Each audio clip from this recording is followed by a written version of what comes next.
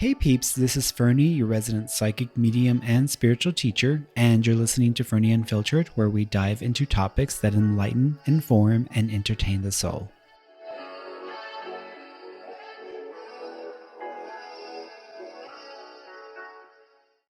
Hey everyone, thanks for tuning into the show.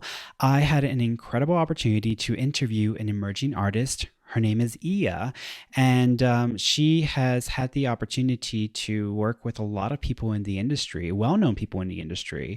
So she's going to tell us a little bit about her journey and what that process has been like, and how it still takes work. It still takes a lot of effort. You know, even if you have your foot in the door because you come from a famous family or you have, important connections, that doesn't mean or automatically guarantee that you're going to become this famous artist, or you're going to be a well-known singer, or your work's going to be successful. You still have to put the work and the effort into it regardless. So it was a really incredible conversation, and it shed a lot of light into the struggles that artists have to deal with when they are working towards their brand and building their business and staying authentic in that process. So this is Iya, and I hope you guys enjoy the interview. We have words if you fold them into paper birds whose meanings just fly away. I tried to be yours, but all you preferred was someone to burn and carry all the way. You were my everything, but now you're nothing but a bad dream. Made me your broken thing. Tear me apart, I am your nothing. Tell me about your career, about this passion you have, and like what has really propelled you to want to go into this industry, into becoming a model and an actress and a singer, because you've got quite a few pieces of art out there now that you've been working on for the last few years. So what really pushed you in that direction? So I have always been this kind of person who, at 4 years old was in theater, was in plays. In elementary school and middle school, I started, trying out for leads and stuff like that. And then in high school, I dabbled in it. I was in a few commercials and stuff where I would like fly from the Bay Area to LA to audition or to film or whatever. And so I've always been doing this. I've always been, in the entertainment industry in my own form, because that's just what I was drawn to. That's just what I liked from a very early age. My mom knew I was going to do something in entertainment. Yeah. So she supported that. My grandma supported that. Everyone, kind of like saw it at a young age and was like, okay, so this is what she's going to do. Right away sometimes with kids. It's like, oh, I could tell this one's going to do something. Right.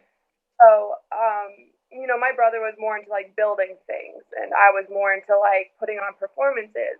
When my cousins would come over when I was like around 7 or 8, and we'd have like the whole family over, and all the adults would be like, socializing and drinking or whatever, I would take all the kids and do like band rehearsals or plays or whatever, like skits. Yeah. We would put on this show for like all of our parents, and we would do like SNL skits, or we would pretend we're Destiny's Child,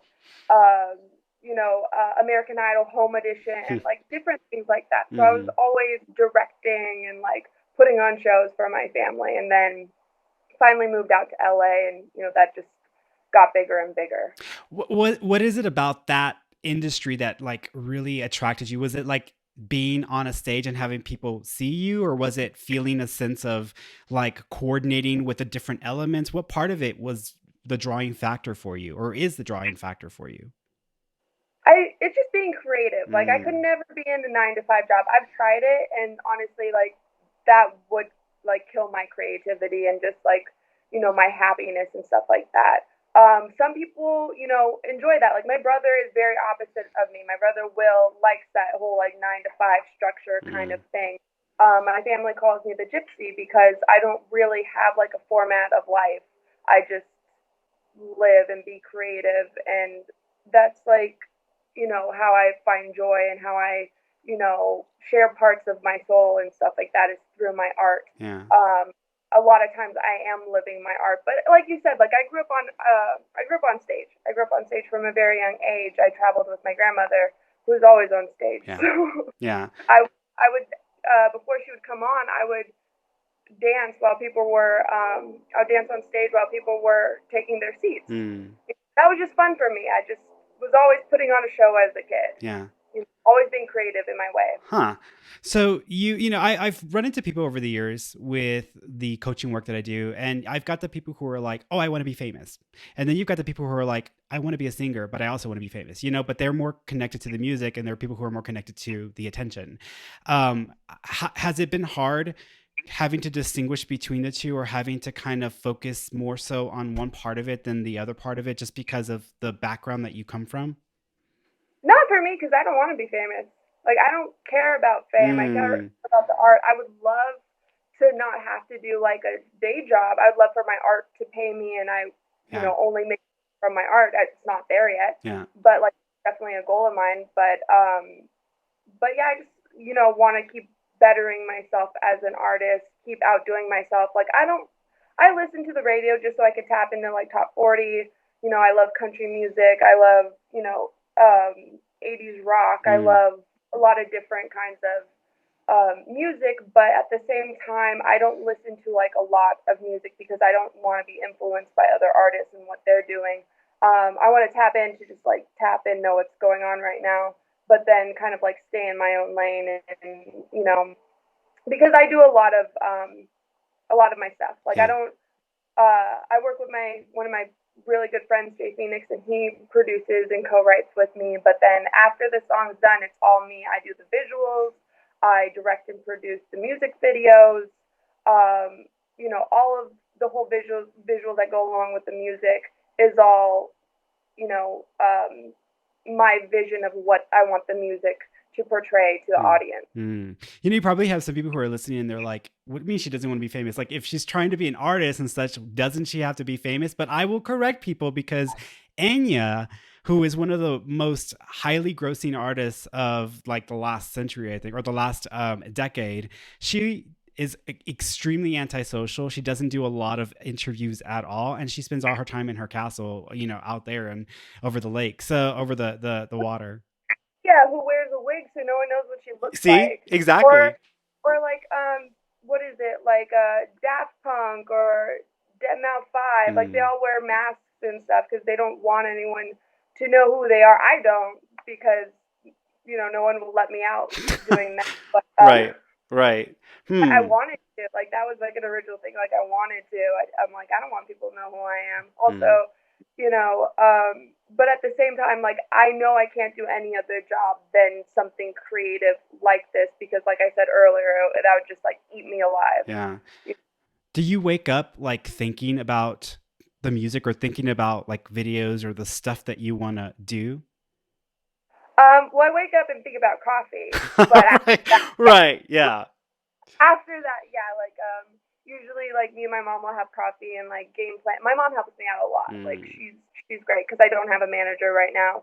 I'm very limited in like the resources I have. So my mom's like my number one fan, my number one supporter. So she helps me out any chance I get. So we'll sit and like game plan and strategize different things. I know a lot because I've worked on the other side of the industry for a while, where I was like working on the business side of things. So I learned a lot there, which was great. And now I kind of like incorporate it into what I'm doing. Yeah. So coming from like a background in the entertainment industry and having family that are, that were well known, et cetera, like you got to see all the behind the stage interactions, and also just you yourself in trying to build your own brand and name in the industry.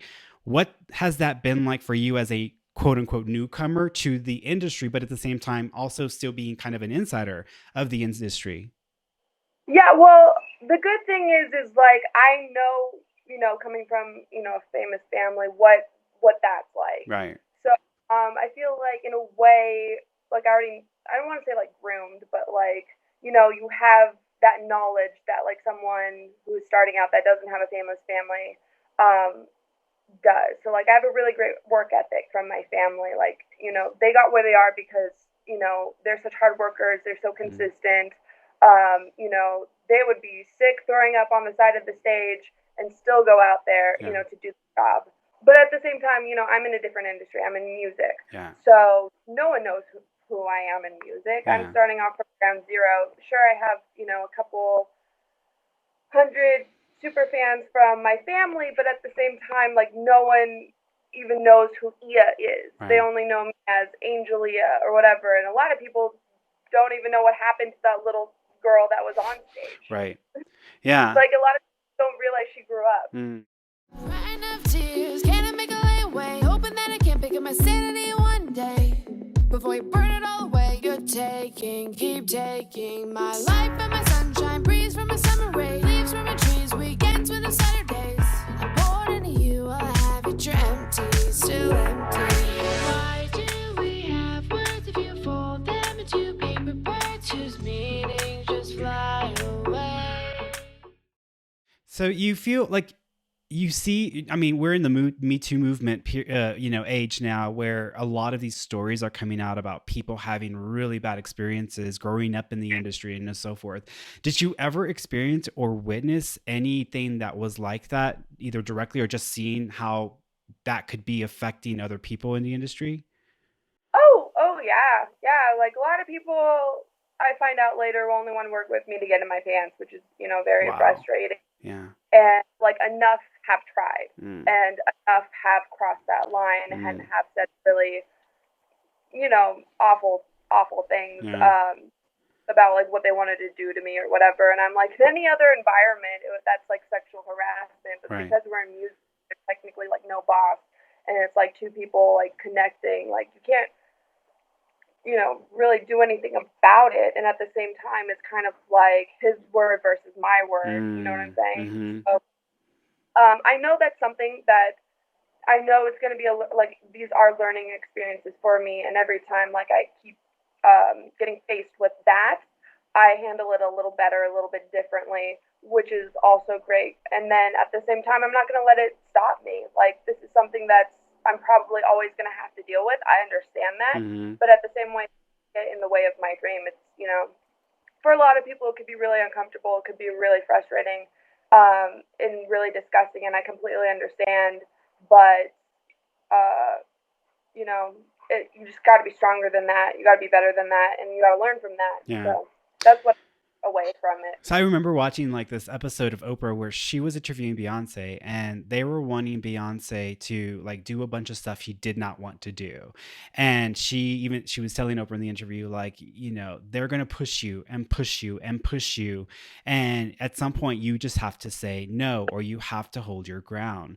Like, how has it been with you trying to remain your authentic self, the emerging person that you are and are becoming and have been gradually becoming over many years of experience? How has it been to try to stay authentically you, but still delivering or still trying to give them what they're wanting, still trying to give, put on the plate? If they want steak, but you're all about the lasagna, how do you still give them what you want to give them and still honor what they're wanting?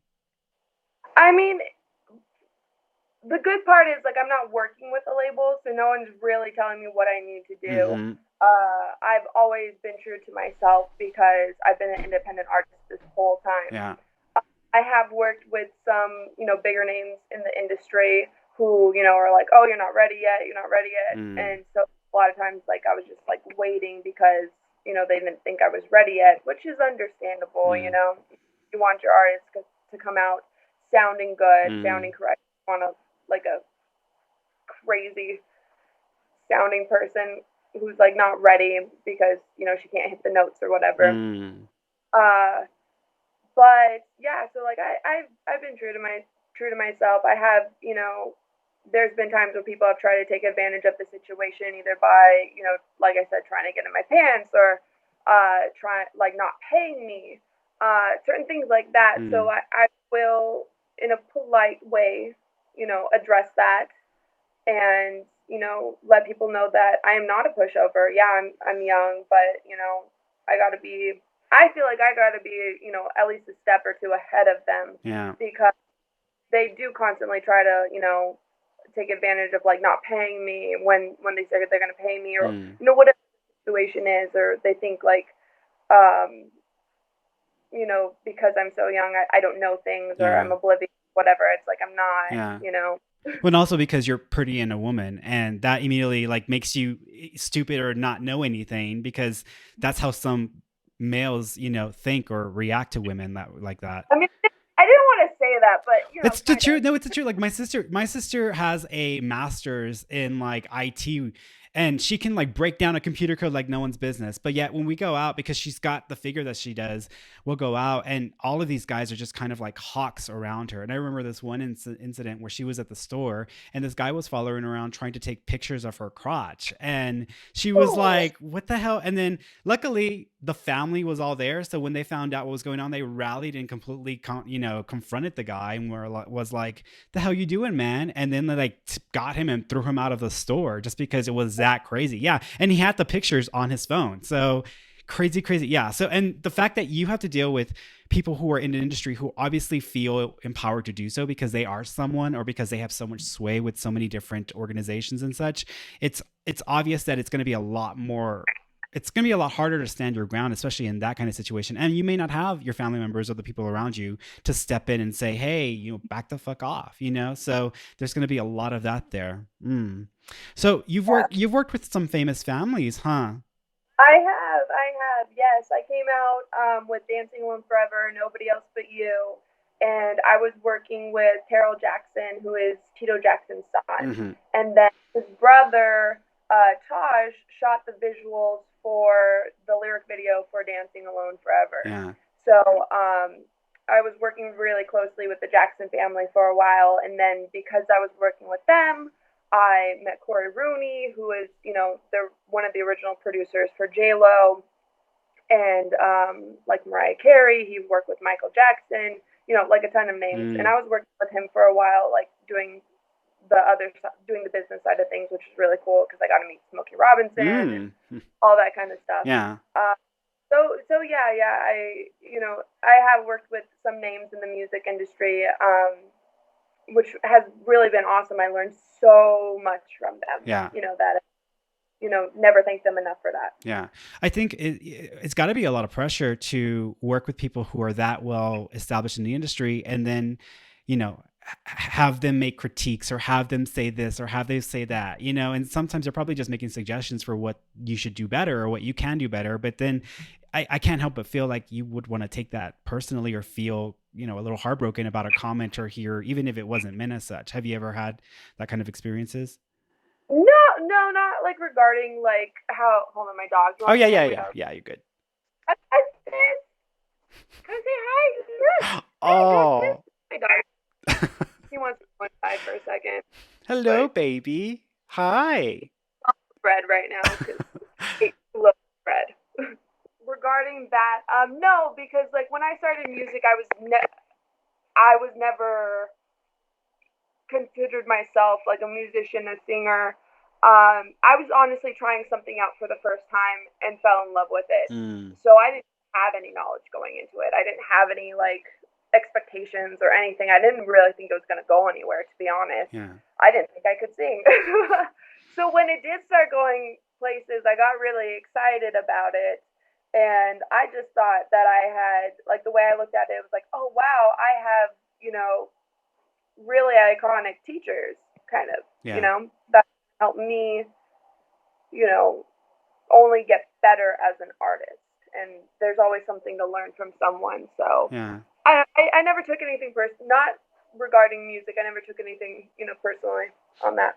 What do you feel is like, what are some of the biggest things you learned about yourself going through those experiences?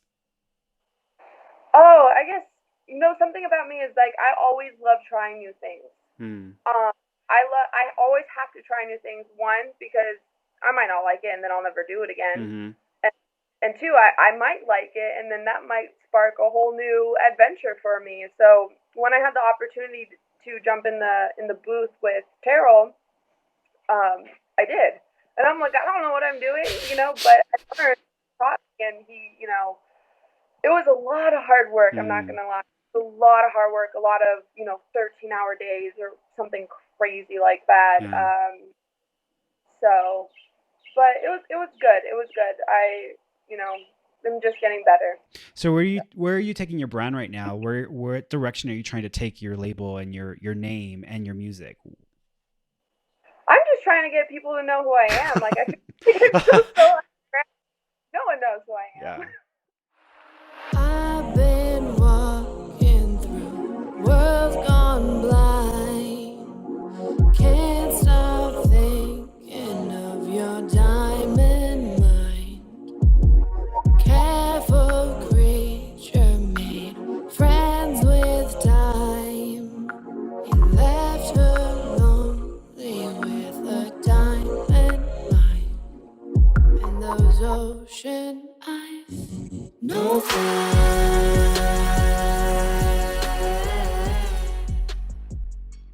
Is there pressure that, because I mean, going into it, I'm sure you went into it with an open mind or just an open heart because you were willing to learn. But how much pressure is it to have to like do it every single day and get all those critiques and get people wanting to like help to shape and mold you in a certain way? How has that been? For me, it's been exciting. From how I view things, it's exciting that these, big, huge industry game players even have the time to help me out or to, make me better because I'm no one in the music industry. So just the fact that they saw something in me or in my voice or, the way that they like to work with me, stuff like that, that they gave me a chance to teach me is very inspiring for me. So every day I would be excited to go to the studio, to go work with them, to learn something new. Yeah. No, I didn't really feel any pressure. I just felt like excitement, like, it was kind of like a little fire in me that's like, oh yeah, I'm gonna go. And I don't really talk about like the people that I work with a lot, in my everyday life because that's just not the kind of person I am. I don't really name drop that often. Yeah. But like if you look at the credits under any of my music, like you could find them, of course. Yeah. Yeah. No secret. Yeah. So what's your the project that you've worked on so far that you're the most proud of? Probably Paper Birds. That was my single coming out. That was, I co-wrote it with my friend Jay Phoenix, who did the production behind it. I actually have my ex-boyfriend in the video playing Ken. So when we were filming it, I didn't realize I was living my art because I have a tendency to write a song that I'll later live out in the future. So I kind of write my future in my songs. Right. I didn't really realize it at the time, right. but Right. Now that it's happened so many times, I do. So when we were filming that, I didn't really realize that I was living my art because 10 days later, the guy I was dating broke up with me. Wow. So by the time that song came out, by the time the video came out, we were already broken up for months. And then I got a lot of people, which is why I also named it the best breakup video of all time. Ah. And if you watch the video, you'll understand why. Yeah. But a lot of people were like, when they found that out, they're like, oh, are you upset that you put your ex in the video? I'm like, no. One, he played an amazing Ken. Yeah. I don't think I know anyone that would play a better Ken. And two, how many ex-girlfriends get to kill their ex-boyfriends and get away with it? Right. Like over and over. So yeah. It was fun. It was spoofy. We had a great time.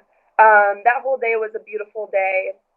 And also that was like my directorial debut. That was the first time I really directed anything. Like I produced all of my videos, but I never directed my videos up until that moment. So this was really 100% my vision. So what's been the most almost freak out or like anxious experience you've had in putting yourself out there or getting on stage or any of the work that you've done? What's been the most like, oh crap, you're having that moment like, I'm going to do this, but oh shit. Responding to all my social media. Yeah. I do try to keep up, but like when a single gets launched or whatever, like stuff like that, I get mass messages in my inbox where it's like very overwhelming to me, and I try very hard to respond back to everyone, but there's hundreds and hundreds on all my sites, and sometimes I get lost. Yeah. Like on Facebook, I lose a lot of messages, or I'll look at them and like about to respond, but then I get distracted and forget to respond. And so I have like a lot of half conversations with people, and they're probably like, oh, thinking some kind of crap about me. Like, but in all honesty, like, it's, keeping up with like my social media and trying to like make these authentic connections with, I call them my friends, but if you want to call them fans, that's cool. But making these authentic connections with my friends over the internet who, want to talk to me and stuff. And that's been really hard to keep up with. I can totally relate to you on that because I am not really good at responding back with comments and stuff when people, even if it's posting positive. So like people will post positive, a majority of it is positive. There's a little bit that's negative. Like I did a video on YouTube and, I had a guy saying you're mentally ill and you need to get help. And I mean, people can come at you when they want to come at you. And so I'm not that great at going and reading the comments because I'm trying not to like get caught up in the whole hate and bullying scheme. But at the same time, it's like, I need to know what people are saying or if there's something that they're all seeing that I'm not catching or seeing in my own way.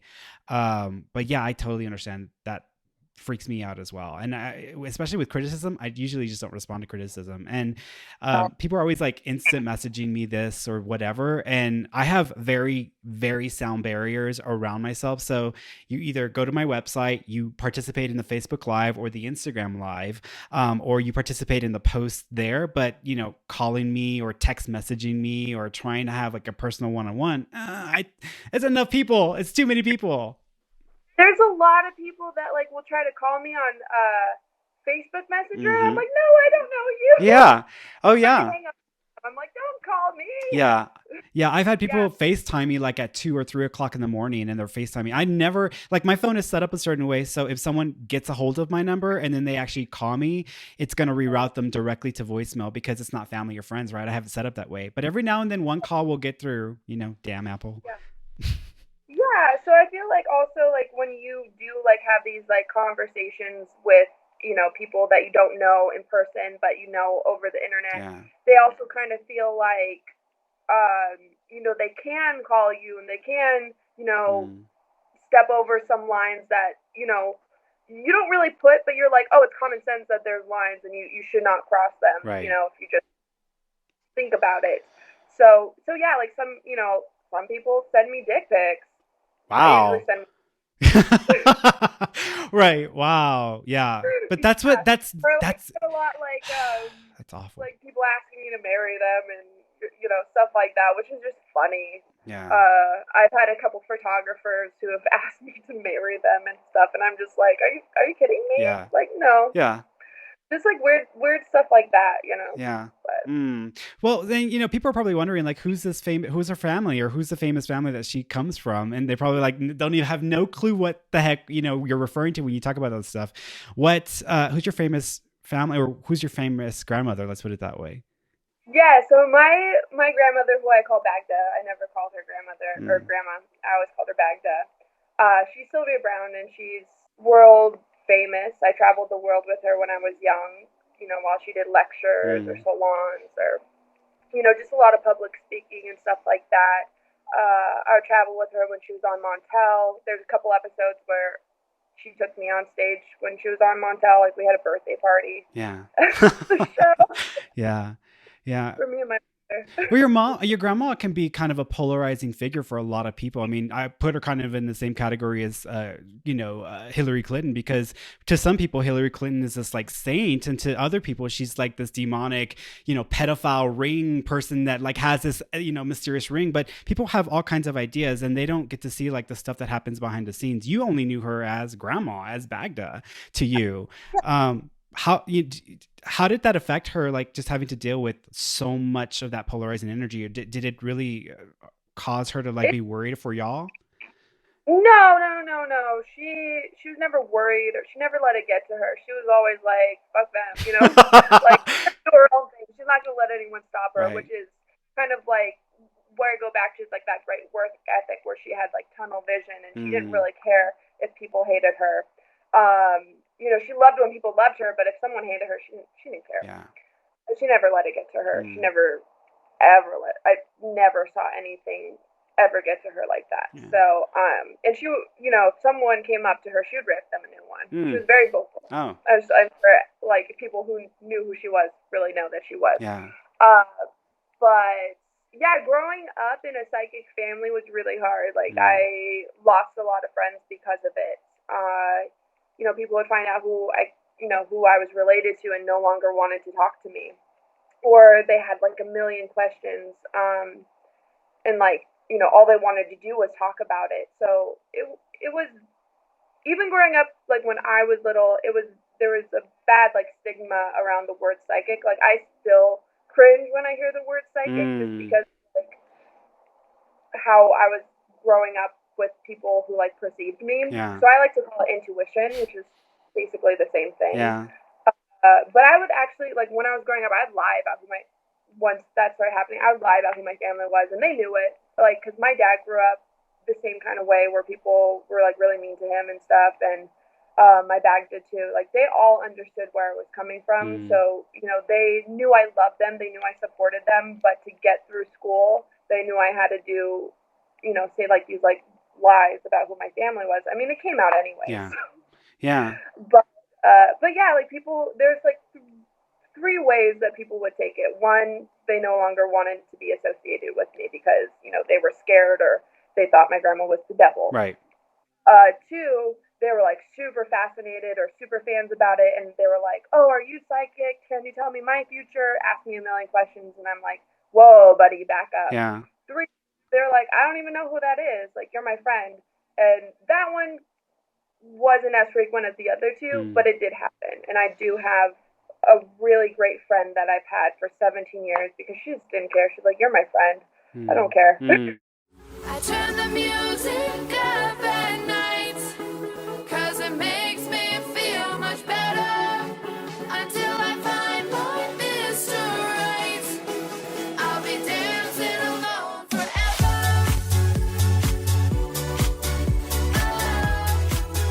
I'll be dancing alone forever.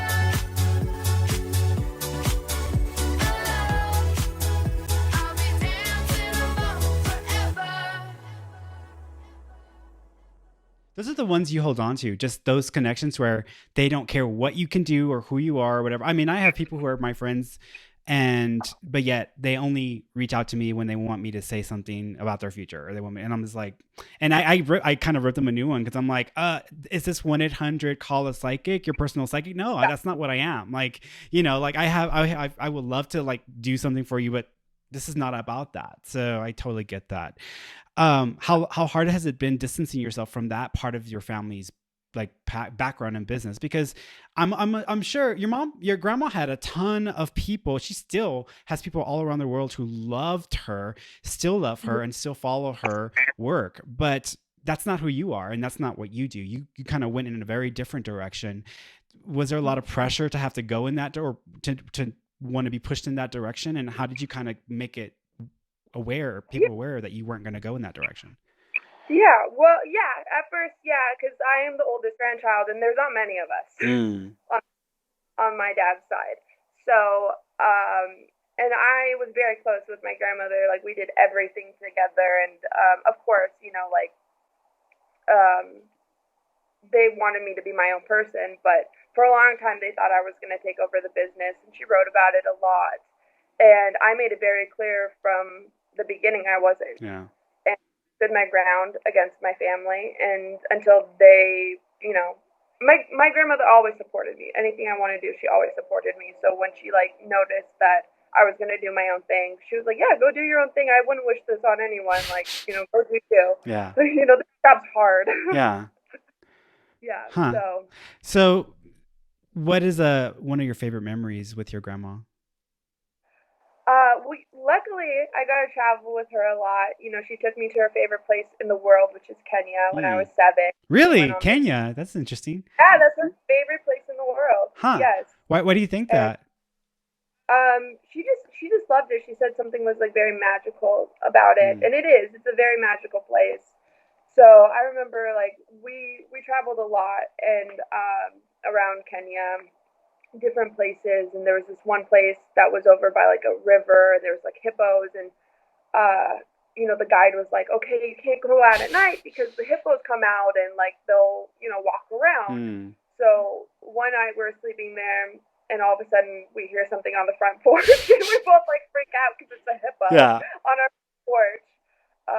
But yeah, she was like Serious. a really great grandmother. She would read me bedtime stories, or tell me, even better if she like told me bedtime stories. She taught me arts and crafts.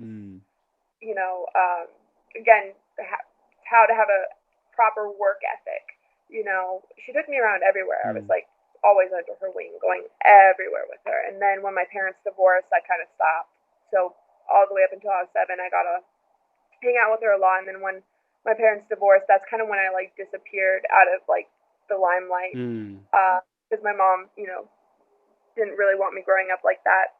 So I had more of like a childhood and did that whole kind of thing. And then, when I was a teenager and, made up my own mind on what I wanted to do, that's when I came back and I went to Egypt and Israel with her and went to Hawaii with her and all that kind of stuff. So what helps push you every day? Like, I mean, here you are, you're really trying to push yourself and push your brand, push your label, push your music. Like, what helps you get up every day and focus on that? Just like, I guess, having a good drive, having, like I said, a good foundation, a good work ethic, also loving what you do. Like, that's important. Because if you don't love what you do, it's very hard to get up in the morning. Yeah. And trust me, I've had those jobs. Also, the fact that I don't want to have those jobs anymore where, I have jobs that do support me and I'm like, these suck. So I love traveling, which is why, like, music, is so fitting for me. Like, the hours work great. You're usually working all hours of the night, which is amazing because I am not a morning person. Yeah. I find that more creatives are like evening or night owls. Like these intense minds are just like in the middle of the night, just like going at it. I work till 4, 5, 6 in the morning sometimes working on tracks, and that's great for me. Those are like my hours. And also, I hope to start traveling, and doing shows more. Like, I would love to just be on the road doing shows and, sharing my art with people. I'm not there. I'm working on it. I'm doing band practice now, but, to get to that point where I am traveling all the time because, my family say I am a gypsy. I don't like to be in one place too long. I've actually, since I've been in LA, moved every 12 months or sooner because I just can't be stuck in one place. I grew up on the road. I, grew up with divorced parents. I have always been in motion, and to be stuck in one place is very suffocating to me. Yeah. Yeah. So you have these people who think like, oh, I'm going to be a famous singer and I'm going to move out to LA, or I'm going to be a famous artist and I'm going to move out to LA. And I'm sure that's probably a regular trend for LA with people coming and going and coming and going. What are those people? If you could speak authenticity and truth to those people who think they're just going to move there and be someone, what 2 pieces of advice would you give them? I would tell them never to give up because you're not going to make it as soon as you think you are. And that's the truth. So don't give up, because people are like, oh, I'm going to spend a year out in LA and see where that goes. No, a year is not enough. 10 years is not enough. Yeah. You need to start and you need to be consistent and don't give up. Because if you doubt yourself or give up, like, that's when you lose. People make it in the industry because they are consistent and because they don't stop, not because they're super talented or, they're beautiful or whatever.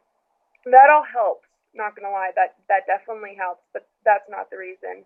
It's not, who you know. Sometimes it's about who you know, but like I said, I've worked with a lot of big names in the industry and I'm still an unknown. Yeah.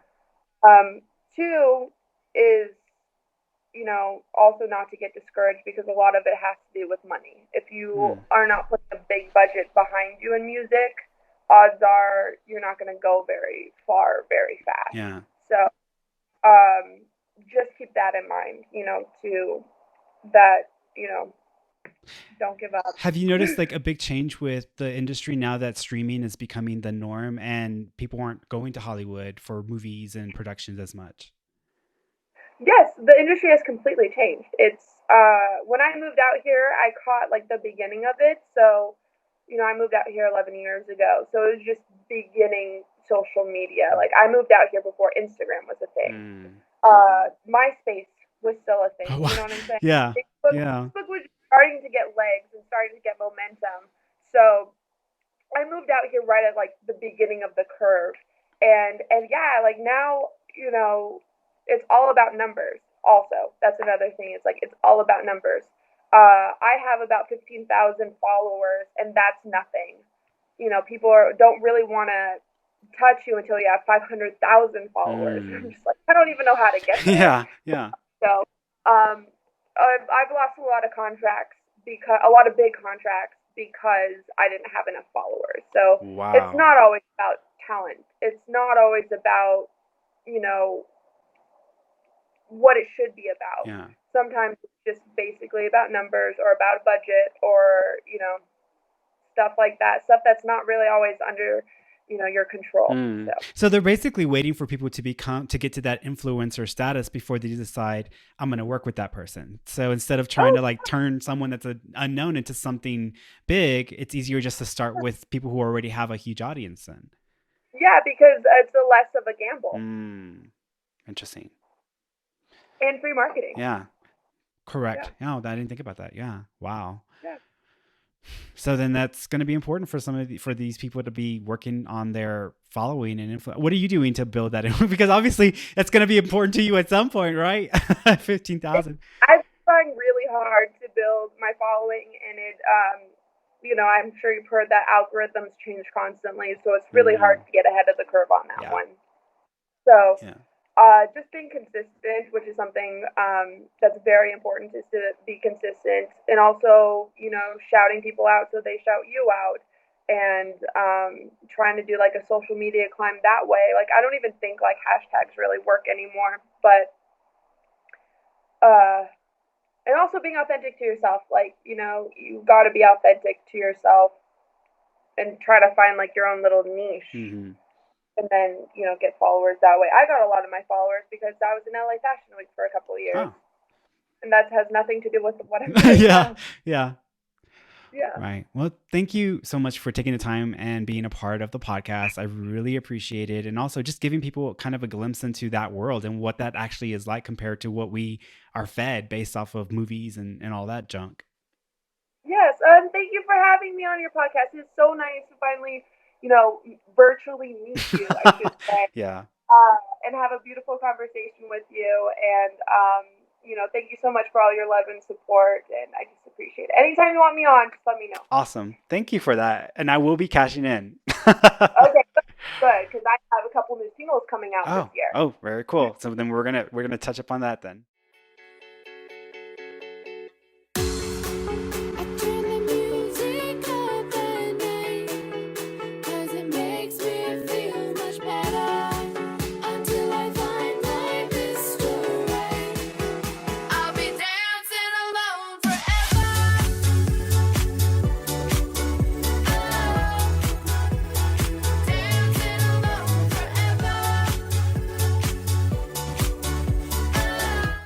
If you enjoyed this episode and want to hear more, then like, share, and review my show on your favorite podcast listening platform. You can also follow me on Facebook, Instagram, and for more information about myself and the work that I do, check out my website at www.fernandomorone.com.